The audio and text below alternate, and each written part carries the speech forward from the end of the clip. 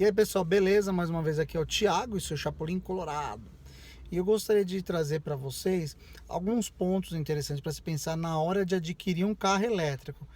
Ah, mas tem que se pensar, o carro elétrico não é bom, não é melhor. Eu falo assim, olha, para mim é. Só que cada um tem a sua vida e sua rotina. E eu quero trazer 3 pontos para vocês se prepararem para a chegada desse bebê na sua vida. Então são 3 pontos que seria o financeiro, a rotina e também infraestrutura, tá? Financeiro. Todo mundo sabe que um carro elétrico é muito mais caro que um carro a combustão, geralmente, é o dobro do preço, né? Se você for equiparar modelos.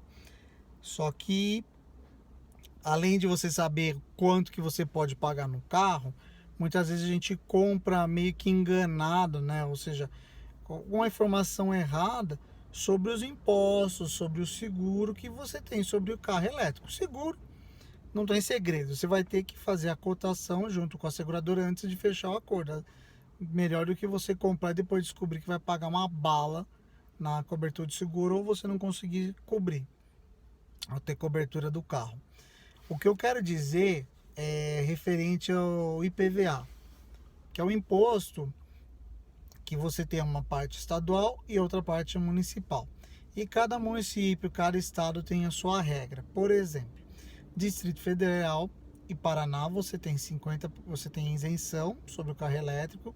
E se eu não me engano, no Paraná você tem 50% de desconto sobre o carro híbrido. Ah, legal. Só que, por exemplo, quem comprou o BMW i3 até um determinado ano, o carro ele era declarado pela BMW como elétrico. Aqueles que vêm com um extensor, motor gerador de eletricidade, né, o REX. Só que depois de um tempo, a BMW parou de declará-lo como elétrico e está trazendo ele como híbrido. Então aí você já não é mais isento do IPVA no Paraná. Está pagando 50%. Está pagando menos do que se você pagaria numa combustão. Ok, está pagando menos, mas você esperava pagar, ou no caso não pagar, né? E isso é por 5 anos, tá? 5 anos a mão aqui. E aí vindo para São Paulo. Ah, você tem um desconto de 50%. Não, não tem desconto de 50%. Você tem a restituição de 50% para carros híbridos e elétricos registrados no município de São Paulo com nota fiscal máxima de R$ 150 mil. Ou seja, não é bem assim, não é desconto de 50%, é restituição.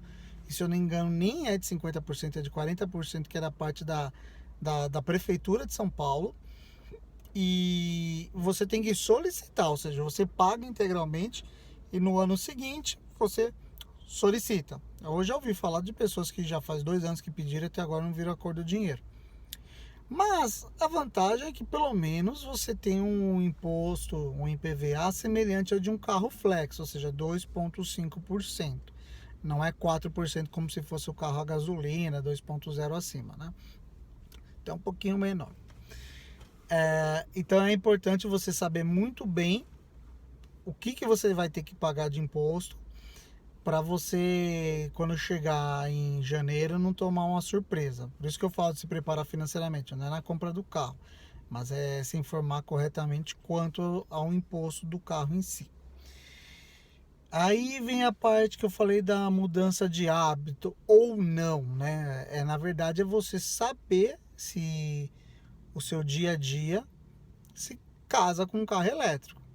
Porque você tem que avaliar a autonomia do carro, que é máxima, ou seja, por exemplo, já que EV40 é no máximo 300 km, mas não quer dizer que você vai rodar 300 km com ele, entendeu? Você tem que levar em consideração que se você estiver rodando com a bateria abaixo de 10%, você corre um sério risco de diminuir a vida útil da sua bateria, tá? Não é adequado, não é legal. Aí você também tem que levar em consideração que o tempo que você vai levar de recarga para poder utilizar mais esse seu carro. Ah, beleza. 300 quilômetros eu consigo fazer a minha semana. Ah, legal, perfeito. Então você já se programa na sexta-feira à noite, deixar seu carro carregando para ter o final de semana feliz, viajar se for necessário.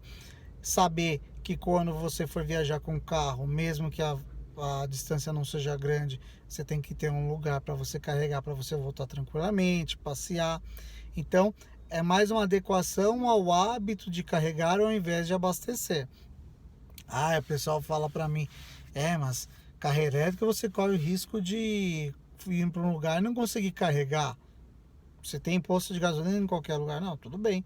Mas você pode abastecer seu carro e correr o risco do carro nem sair do posto da bateria da gasolina batizada. Agora, se você precisa de uma tomada 220, você tem muito mais opções, por incrível que pareça, para carregar um carro elétrico do que para abastecer um carro em um posto confiável, né? Se for pensar assim, eu tenho mais chances de conseguir chegar no fim da viagem que uma pessoa que usa um carro a combustão, dependendo para onde você vai. Então, é isso que eu quero dizer, da mudanças de hábitos ou estudos de hábito, né, do seu dia a dia com a questão do carro elétrico. E aí entra a questão da infraestrutura, que é necessário você conhecer muito bem o que você tem e o que você está comprando. O que você tem, que é a sua casa, o seu apartamento, o seu trabalho, e o que você está comprando, que é o carro em si. Primeira coisa que você vai pensar quando vai comprar o carro é onde você vai carregar. Tá? Você vai utilizar eletropostos públicos como eu faço? Tem perto da sua casa? É seguro? Quanto tempo demora? Está sempre disponível? Funciona bem? Beleza, tá bom? Aí você vai fazer na tua casa. Não, meu condomínio eu consigo, na minha casa eu consigo, ok. Mas já tem instalação feita? Não tem. Você consegue fazer? Porque não adianta você comprar um carro elétrico e aí depois você pensar no carregador. Não, pense antes. Até mesmo para você comprar o mais adequado para o seu carro, tá? Muitas vezes você vai ter que refazer a ligação elétrica para instalar um equipamento ou uma tomada que tenha um disjuntor específico para o carro, porque como o pessoal fala, puxa igual um chuveiro elétrico. Chuveiro elétrico, geralmente o disjuntor é separado de todas as outras tomadas da casa. Para o carregamento do seu carro é a mesma coisa, pensem nisso. Então, além de você ter um lugar específico para você carregar, que seja adequado, né? Você também tem que pensar quanto tempo realmente vai demorar para carregar o carro. Existem muitas informações falhas, principalmente em canais oficiais, canais profissionais também, sobre tempo de recarga de carro elétrico.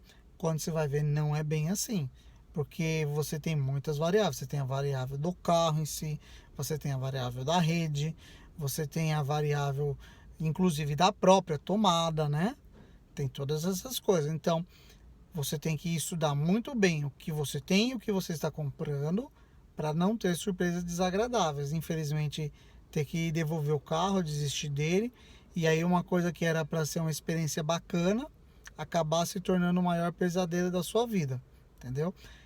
Eu falo para você que qualquer pessoa pode ter um carro elétrico? Não, não é qualquer pessoa que pode ter um carro elétrico. Em primeiro, por causa de questões financeiras. Segundo, por causa de infraestrutura. Mas é o mais correto, o mais adequado? Na maior parte das vezes, sim. Se você tem uma rotina praticamente urbana, não tem outro carro melhor para você que um carro elétrico. Então é isso aí, gente. É um videozinho que eu quis trazer somente essas dicas para você saber se preparar para receber seu bebezinho elétrico em casa, tá bom? Um abraço, gente, e até mais.